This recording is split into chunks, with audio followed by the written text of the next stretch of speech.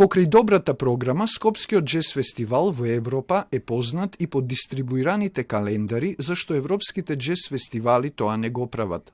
Ова го кажа директорот на фестивалот Оливер Белопета на денешното матине, на кое беа промовирани календарите во голем и мал формат за 2026 година со уметнички фотографии од учесниците на ланското издание на Скопскиот джез фестивал.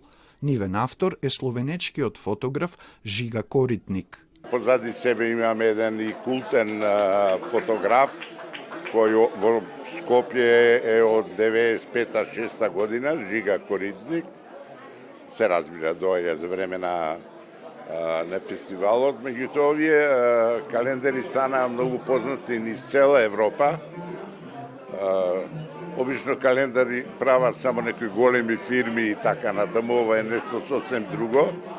Во секој случај овие календари имаат свој статус и во Европа, затоа што половина од тиражот оди во Европа и Скопскиот джез фестивал е познат не само по добра програма, туку и по однос према фотографија, дизајн.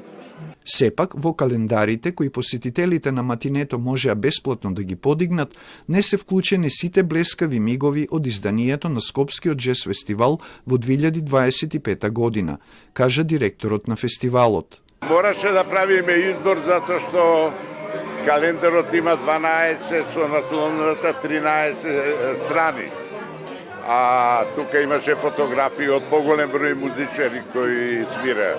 Белопета не сакаше да открие кои звучни имиња од светот на джезот ќе учествуваат на годинашното фестивалско издание. Рече дека тоа зависи од средствата што ќе ги добијат од Министерството за култура и туризам со годишната програма за поддршка на проекти од национален интерес во културата. Сепак најави убави вести за крајот на февруари. А на матинето настапи новото трио на нашиот джез гитарист Тони Китановски.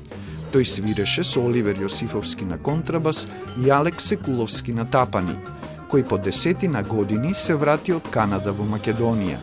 Тие изведоа постар материјал од албумите кои Китановски ги снимил во издание на Скопскиот джез фестивал, но и некои нови необјавени numери досега. Традицијата на промоција на календар со учесниците на Скопскиот джез фестивал се негува од 90-тите години на минатиот век.